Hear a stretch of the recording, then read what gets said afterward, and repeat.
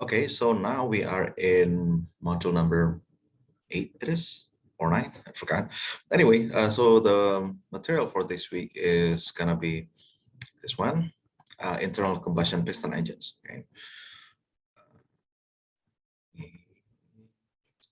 I'm not gonna go to presentation mode. There you go, that's good enough.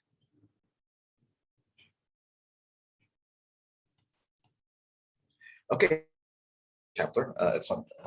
If you can take a look at the slide number, there's only 14 slides of them, but I think Hendra will add more material for tomorrow's class. So tomorrow's class will be taught by Hendra.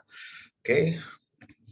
Now this class of engine is pretty unique for us in chemical engineering because actually, to be fair, their application is actually not very widespread in large chemical industries. However, they are very important as typically as backup utility systems, as backup generator, for example, as backup prime mover, or if any of you will work in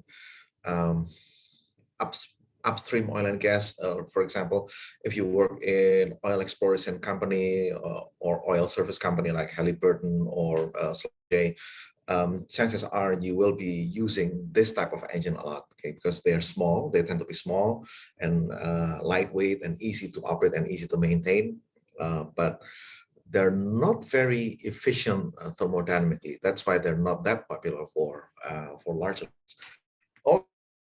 engines vibrate a lot. They're usually they're relatively noisy, and the vibration is a lot more than gas turbine, for example, or steam turbine. Okay, especially if the combustion engine, if the piston engine is large, then the vibration will become more of a problem. But in small scale applications, actually, we are involved with piston engines every day. Literally every day we use this type of engine, either directly or indirectly, because internal combustion piston engines are what power our everyday vehicle, cars, motorcycles, trucks, and buses. All of them do use piston engines. Okay. So in terms of our daily lives, this is actually a very, very, very important class of engines, but their application in process industry, to be fair, is rather limited. Okay, but they have their own unique uses that cannot be replaced by other types of engine. Okay, so what are internal combustion engines?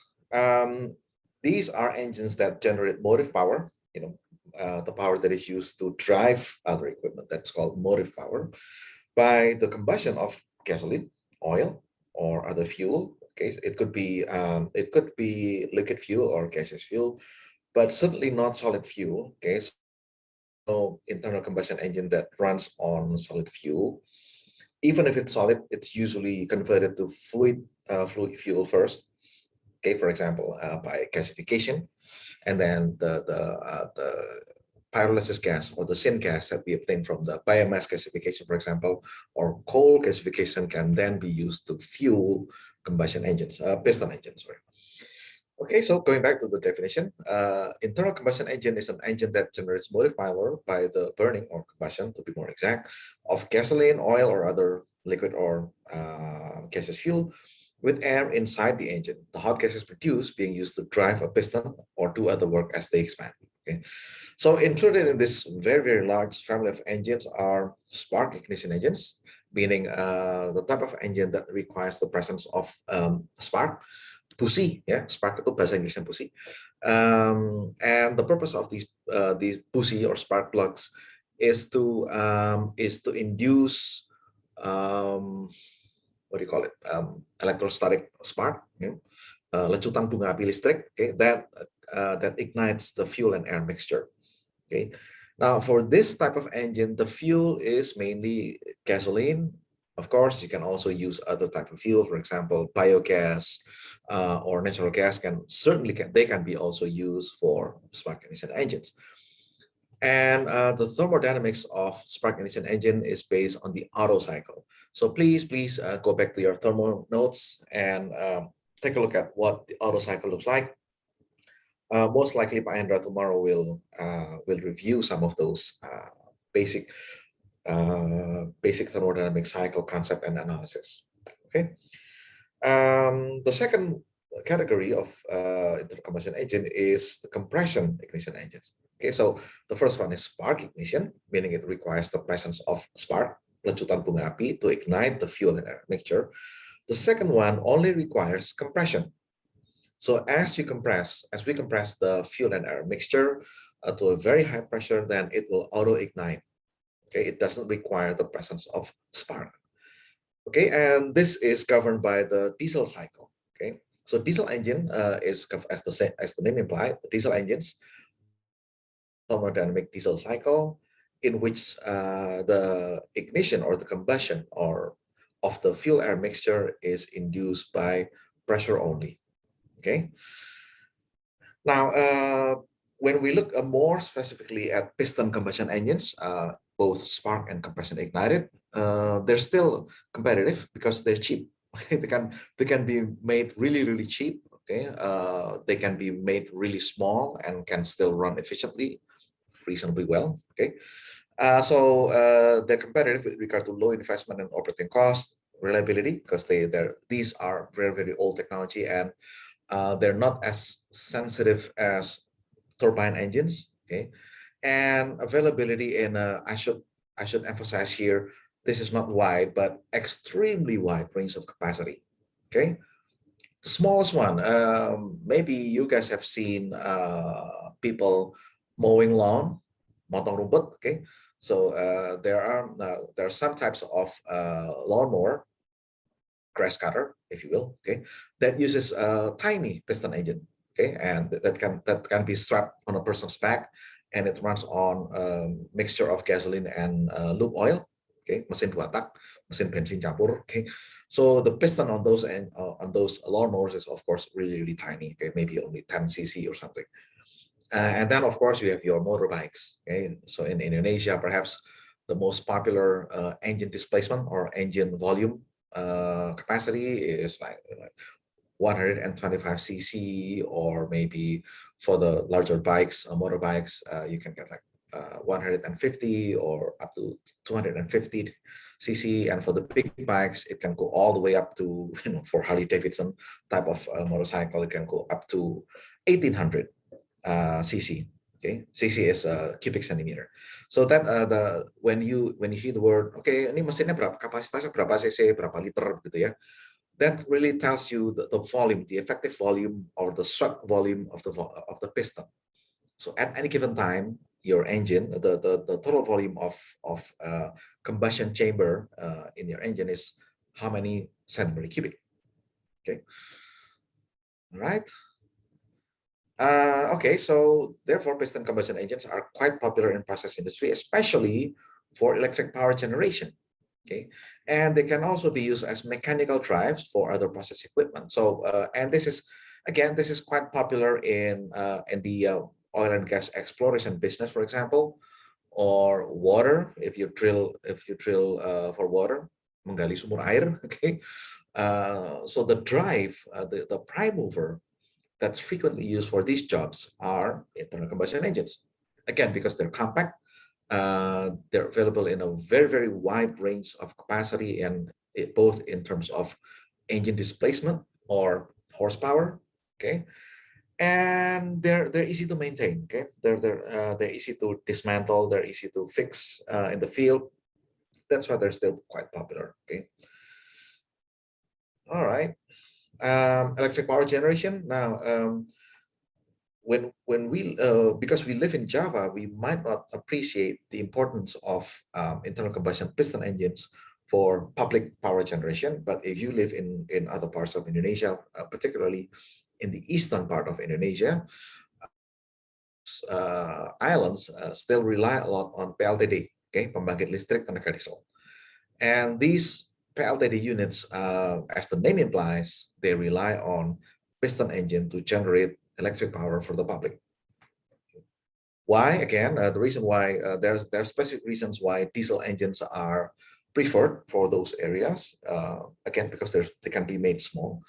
Um, their their operating rate can be adjusted quite easily to load changes. Okay, now so you can imagine. I think I have discussed this before. In electric power generation, you have to be careful about load fluctuations. Okay, you can easily imagine, during night, for example, people turn on their lights, they watch TV, they turn on their computers. More people are at home, so typically in the evening hours, electric power consumption increases. So if electric power increases, then the electric power generation has to follow it, right? Jadi kalau misalkan malam hari kebutuhan listrik meningkat, maka kapasitas pembangkitan dari PLT, pembangkit listrik tenaga apapun, itu juga harus naik. Nanti pada saat siang, pada saat kebutuhan listrik turun, mereka juga harus bisa turun. Jadi output pembangkitan listriknya harus bisa naik turun. Okay. So not all of the prime movers can follow these load fluctuations easily. Okay. Steam turbines, for example, steam turbines is really, really bad in terms of when it comes to load fluctuations. They can only operate as a very narrow variation of load. Okay, so therefore, steam power plants, electric power plants that are based on steam turbines is almost always operated at a constant rate, at a constant load. We call those base loads. Okay, base loads power plants.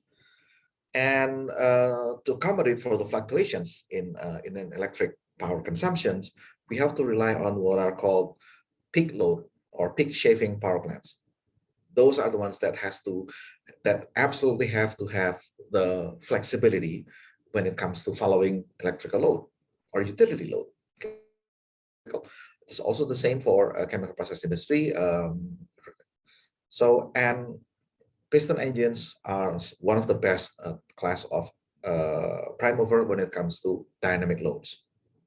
Okay. All right. Some examples of the use of internal combustion. I should complete this as internal combustion piston engines, okay? Because gas turbine is also by definition an internal combustion engine, but certainly a gas turbine does not use any piston, okay?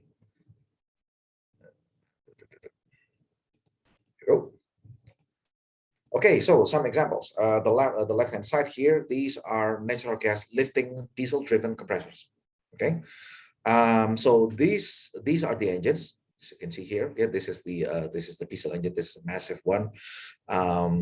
If this is a V cylinder configuration, you can count. Okay, assuming that this is a V-shaped V configuration engine, you can just multiply the amount of boxes here. So each of these boxes represent one cylinder or one piston. So we can count 1, 2, 3, 4, 5, 6, 7, 8. So if we can only see one side of the engine, we can't see the other side. But if we assume, judging from the angle, from the slanted angle of the piston, if this is indeed a V configuration, V cylinder configuration, then this is a 16 cylinder or 16 piston diesel engine.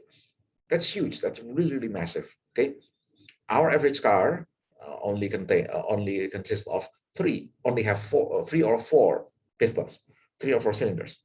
Okay, this has 16 cylinders, so this is a huge engine. Okay, and this is actually the compressor. Okay, so go back to your McFlu class notes and you can see for yourself. Or can anybody guess what kind of compressor this is? Is this a centrifugal or positive displacement compressor? Judging by the shape, you guys need to have that skill. Okay, you don't where you can rely not just on symbology in your process flow diagram, but you can judge by looking at the shape, at the geometry of the machinery, what process equipment this is. Okay, so again, let me repeat my question. Can anybody guess what kind of compressor is this?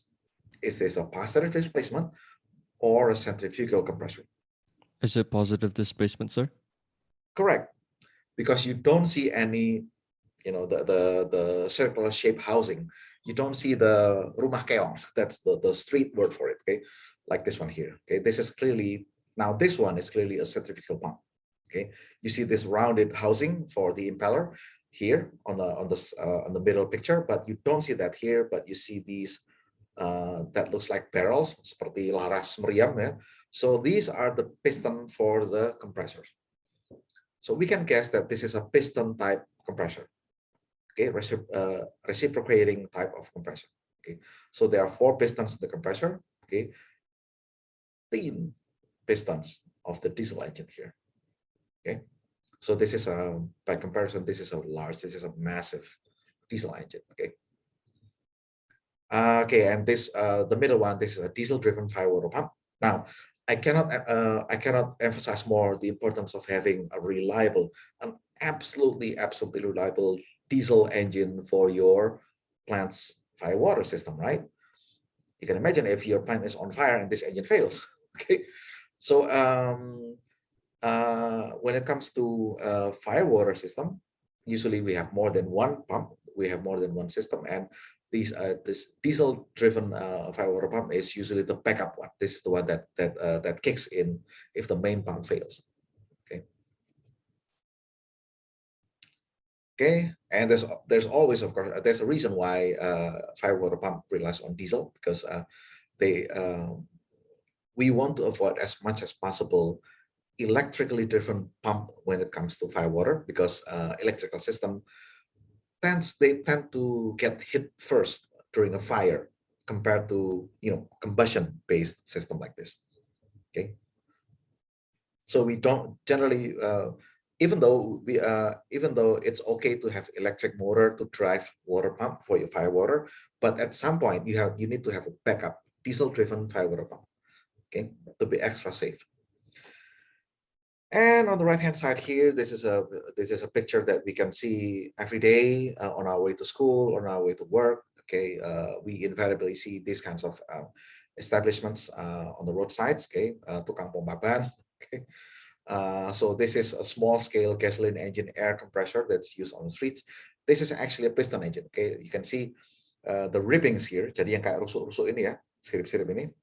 These are cooling fins. Okay, so you can bet that this is an air-cooled petrol engine or air-cooled gasoline engine. If it's liquid-cooled like this one, you don't see the ribs, you don't see the cooling fins on a water-cooled engine like this. So this is actually the radiator. This is the cooling system that is based on water. So it has a water jacket flowing and the block in the engine block that keeps the engine cool. Here we don't have a radiator, but we rely on air to cool down the engine. Okay. Most of the small motorbikes, especially older ones, okay, still uses air-cooled engine. Okay, but the newer models, bigger motorbikes, scooters, and also the newer ones, almost all of them actually, most of them use liquid-cooled engine these days. Okay. Okay.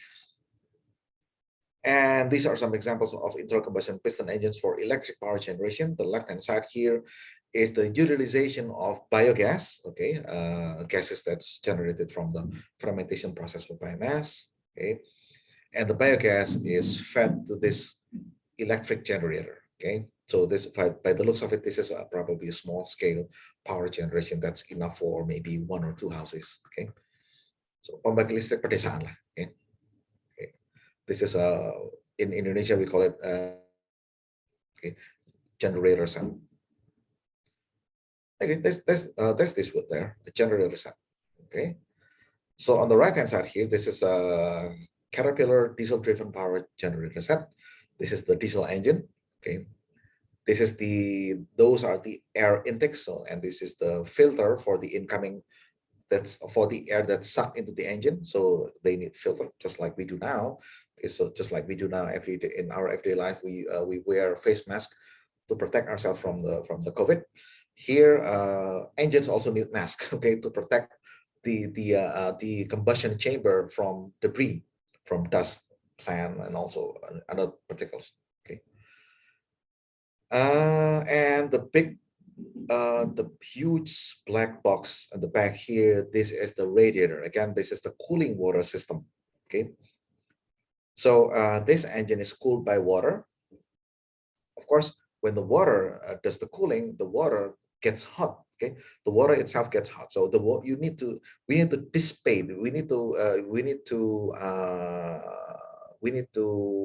dispose heat carried by the water to the environment, and that's what this radiator does.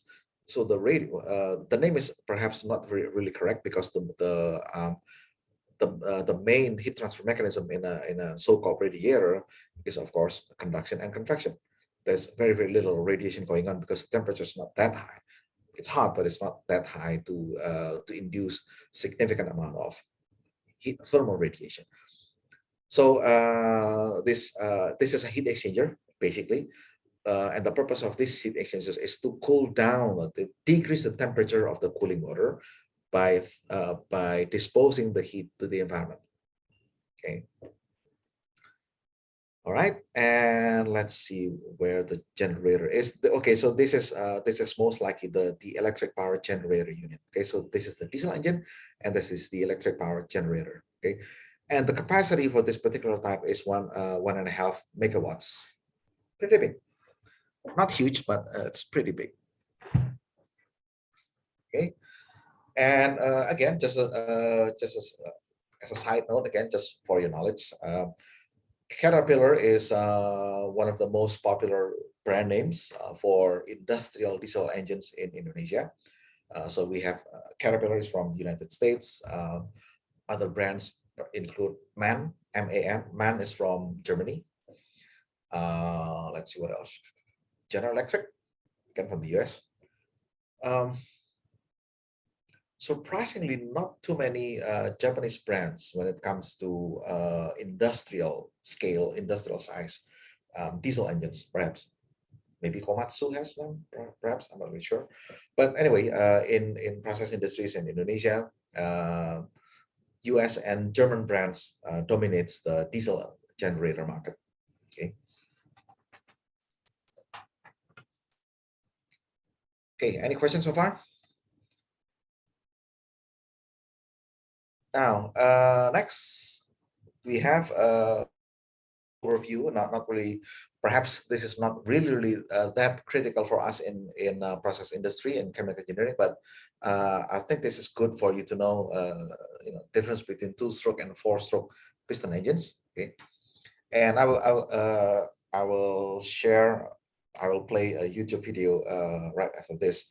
But before the video, let me tell you first what differences between 2-stroke and 4-stroke engine. Ya, jadi perbedaan antara mesin 2 langkah dan mesin 4 langkah. Okay, so this is just some examples from, again, easily imagine, easily visualized examples. So this is, now anybody know what kind of bike is this? What type of bike is this? This was very famous when I was your age. It still has its cult following now. Can anybody name the make and brand of this motorbike? Yamaha RX King, sir. Yes, aka motor jambret or motor maling. Okay, it's very light, very small. It looks it was big when I was your age. When we look at RX King, it looks big, but now it looks tiny. Okay, it's tiny. It has for its age, it has a pretty big engine, 135 2-stroke engine. Okay, very powerful. I think it produces 18 horsepower. Okay, so it's very fast. It accelerates very fast. That's why it's popular for criminals. Okay, motor jambret. Yeah. It's actually a very comfortable bike. So it's actually, if you can find one in pristine condition, it's worth keeping. Okay, because it's nice. It rides nicely. It's lightweight. It's very comfortable actually, and it's fast. All right. So and the bottom one, this is a Kawasaki W175. As the name in displacement, the engine volume is 175 cc. But as typical when we compare 2-stroke and 4-stroke piston engines, four-stroke engines typically produce significantly lower horsepower. Okay, so this one actually, the horsepower on a Kawasaki like this, Kawasaki W175 is only 13 horsepower. I think less powerful than Yamaha NMAX actually. Okay, this is an air. Both of these bikes uses air-cooled engines. Yeah. Okay, and the reason why RX King generates much more power than W175 because RX King engine can rotate at much higher engine speed than this one. Okay. All right, so four-stroke engine. Okay, they complete 2 rotations of crankshaft after completing one side. Well, I think it makes more sense if I play you the video now because it's better than having me describing the 2-stroke and 4-stroke piston engines in words. I think it's easier for you to see it for yourself. Okay, now I'm gonna stop share and let me check the video first if this is the right one. So sample now. Gas state of matter, power. So how does internal combustion cycle? The first step is pulled down and creates the next step, sudden increase in pressure, heats up the air. This one doesn't have any animation on it. Spark plugs light the gas on fire. There you go.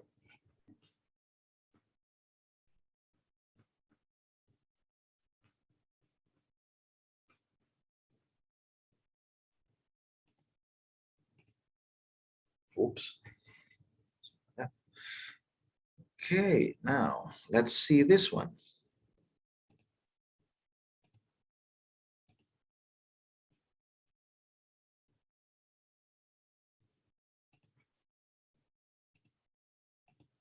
A basic lesson in the fundamentals of a 4-stroke EFI gas engine may be helpful to your understanding of Mercury products.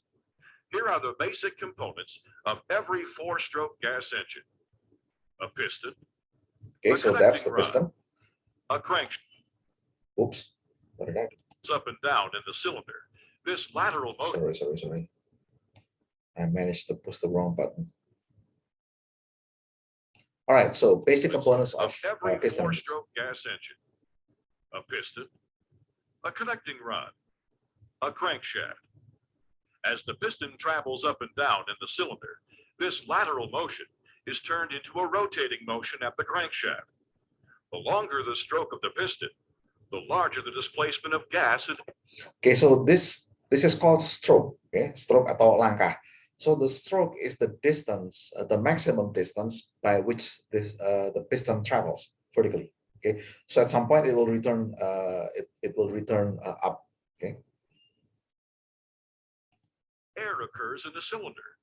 To propel that piston, we need to ignite a tiny bit of gas and a whole lot of air. This creates expansion inside the cylinder. The fuel delivery system consists of an air intake manifold, valves, intake and exhaust, a fuel injector, and a spark plug. A 4-stroke engine is called a 4-stroke because 4 up and down motions are needed to complete the cycle. Okay, so to complete one thermodynamic cycle, one Otto cycle in a 4-stroke engine, we require 4 motions of up and down. Okay.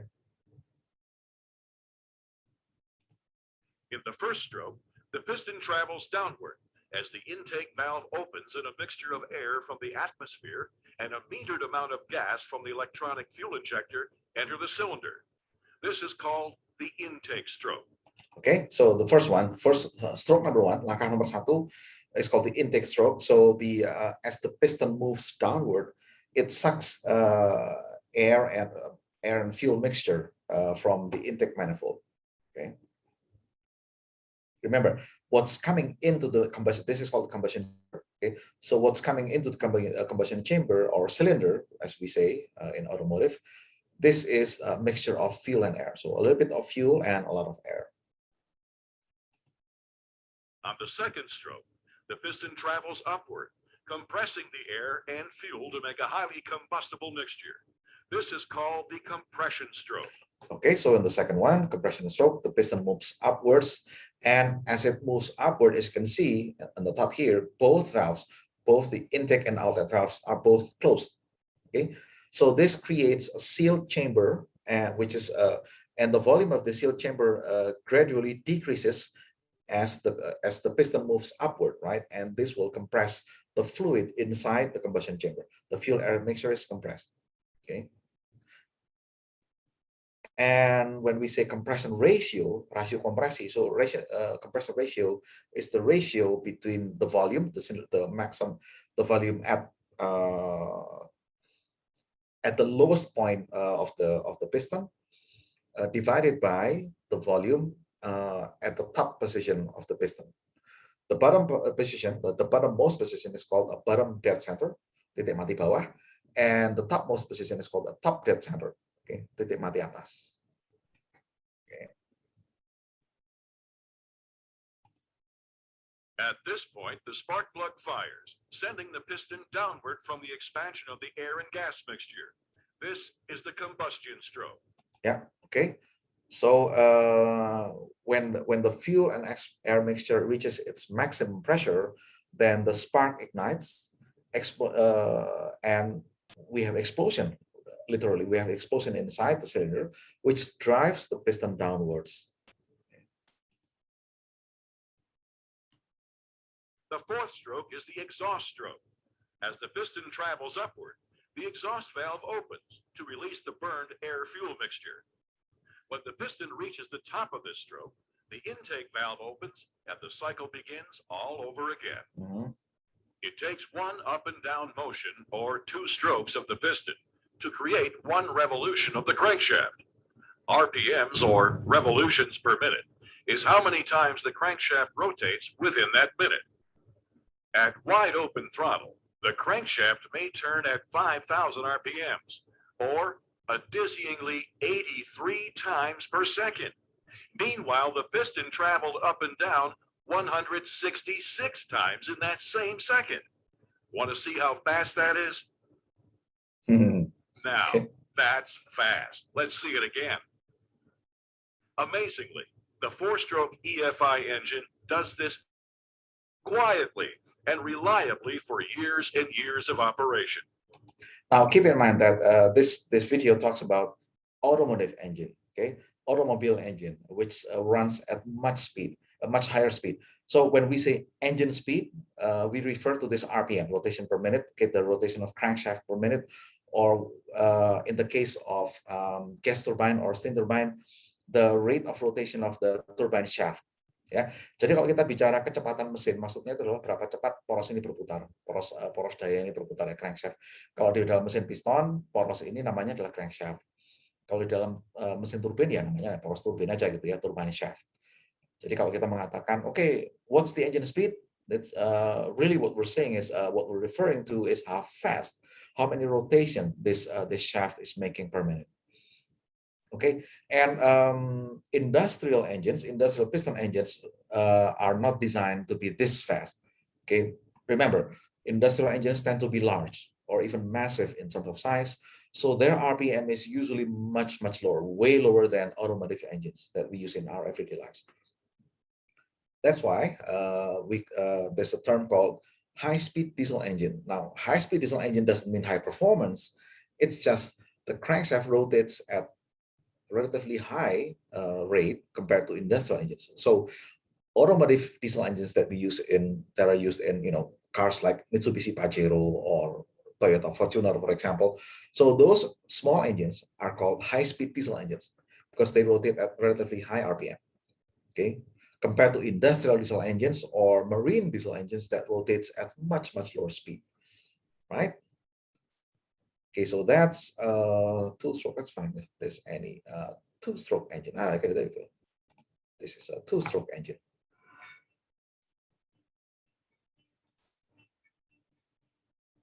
Two-stroke engines are still being used today, for example, in go-karts, as they are lighter and more cost-effective than four-stroke engines.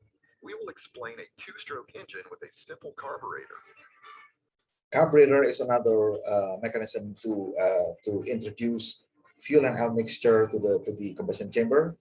The other one is fuel injection. So there's fuel injection and carburetor. The construction is similar to four-stroke engines. The two-stroke engine has one piston. The crankcase is used for the gas exchange. There are also a spark plug as well as intake and exhaust ports. A crucial difference is the presence of the transfer port. Let's take a closer look at the individual strokes. In the first stroke cycle, a fresh fuel-air mixture is drawn from the intake port. It is shown here in red. It is added to the existing mixture in the crankcase. At the same time, the mixture is compressed in the combustion chamber and finally ignited by the spark plug. The second cycle starts. The hot air expands and presses the piston downwards, reducing the volume of the crankcase. Because of that, the mixture is forced into the combustion chamber. At the same time, the fresh mixture forces the exhaust fumes out. Now, okay, and you can see that the main difference between two-stroke and four-stroke engines, that we have a mixture, we have a mixing of combustion gas and fresh fuel air mixture. Okay, see in here. starts. The hot air Okay, so this is expands the and hot presses the combustion piston air, combustion downwards, gases, reducing the volume of the crankcase. and Because of that that, hot the waste mixture is gases forced is into being the pushed combustion chamber. outwards by At the this same time, incoming the fresh mixture fuel to forces air the fuel exhaust air fumes mixture. out. Now the So cycle starts this is the all reason over why again. two-stroke engine emit smoke. Ya, ini alasannya kenapa mesin dua langkah itu selalu menimbulkan asap. Tidak seperti mesin empat langkah, karena dalam mesin dua langkah selalu ada percampuran antara gas bakar, gas hasil pembakaran dengan campuran udara dan bensin. Ya. The volume reduction in the crankcase. Again, this is the reason why two-stroke engine is never ever cleaner compared to four-stroke engines. The Okay. mixture is sucked into the crankcase through the piston moving upwards. But they're The simpler. piston then moves Okay. downward. The construction of two-stroke engines are much simpler than four-stroke engine. That's why they can run forever. As a Yeah. result, the fresh mixture makes its They're way very, into the very easy to combustion fix chamber compared to via the transfer four-stroke port. engines. The engine Okay, shown I think here this is operates according to the quite enough. Now let's take a look at diesel engines.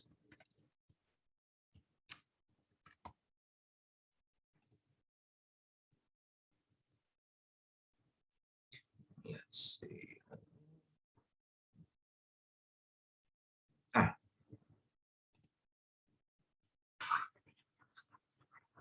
Yeah.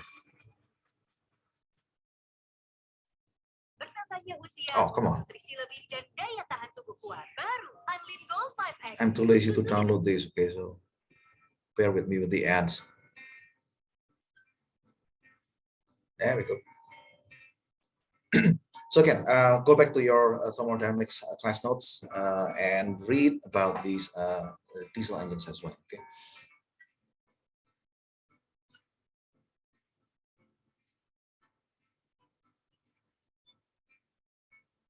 Okay, so these are the engine parts, the main engine parts.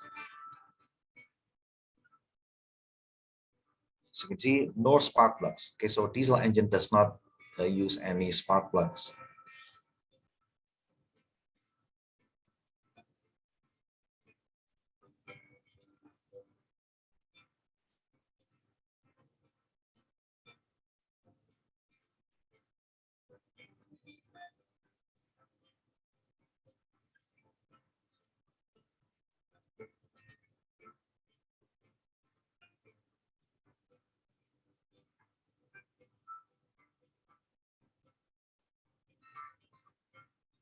Okay, so the vacuum, the small vacuum created by the downward motion of the piston sucks the fuel and air mixture, and at that time the intake valve is open, and at the end of the intake stroke the intake valve closes. Now comes the compression stroke. Again, remember, this is diesel engine. This is not petrol engine or gasoline engine. So, sorry, I think I got it wrong, right? So during the compression cycle, what is being sucked in is only air. It's not fuel. It's not fuel air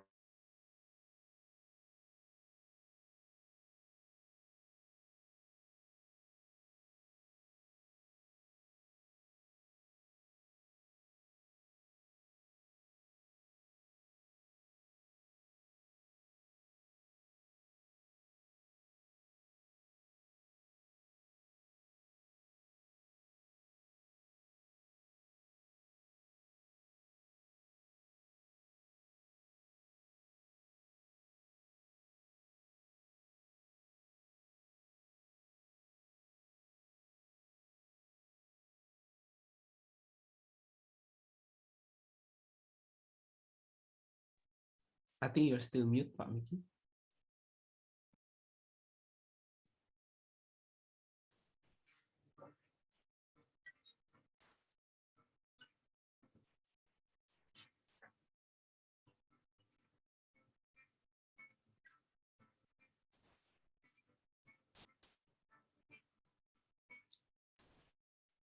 All right, something happened to the Zoom just now.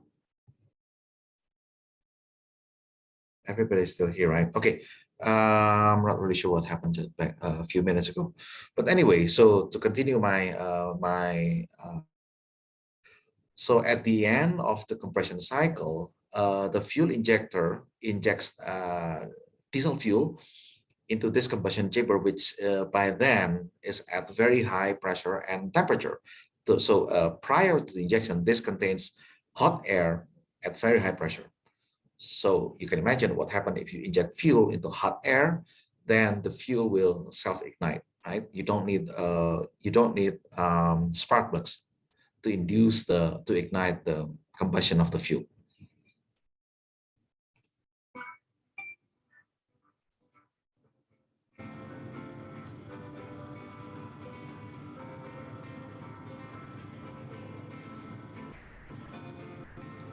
And the fuel injection doesn't happen instantaneously, okay, but it happens over a period of time during which the piston moves downwards. Okay, so as it moves downward, actually this injector still keeps injecting fuel. Of course, this happens. Everything happens in milliseconds, of course, right? And this is the exhaust stroke, where the piston moves upward and pushes the combustion gases out of the cylinder.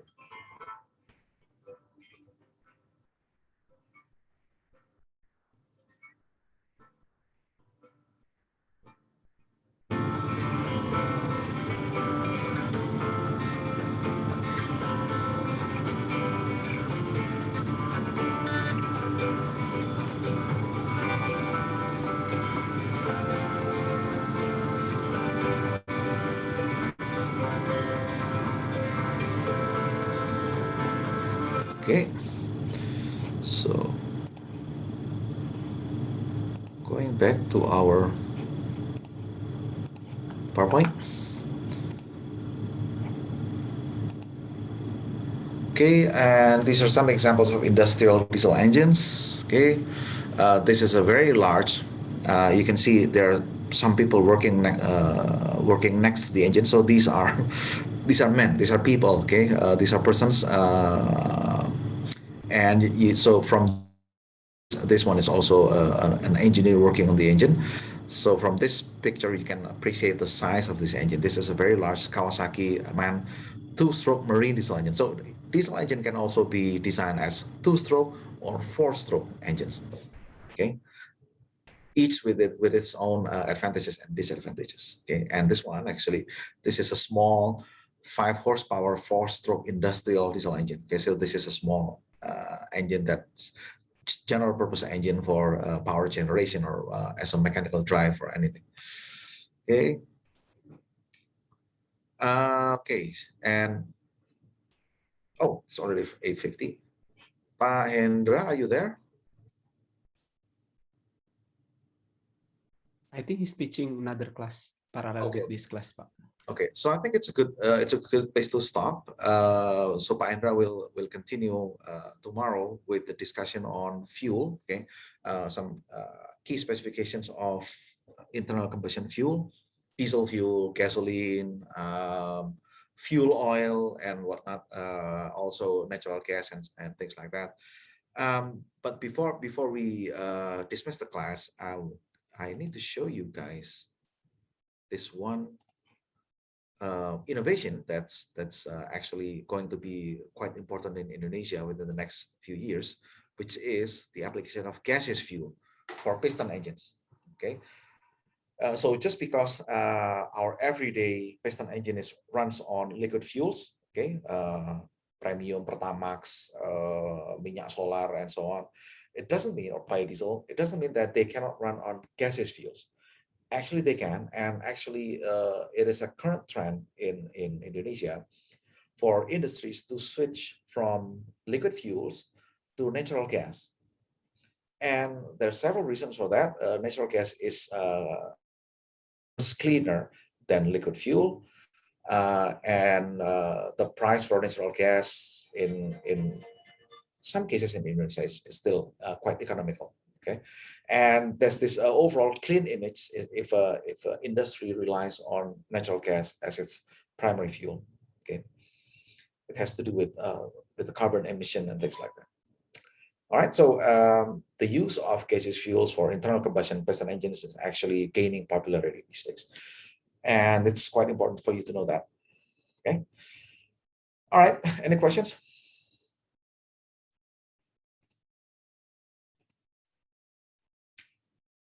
Okay. If not, we'll see you tomorrow. Or rather, Pak Indra will see you tomorrow. Okay. So he will teach the class tomorrow.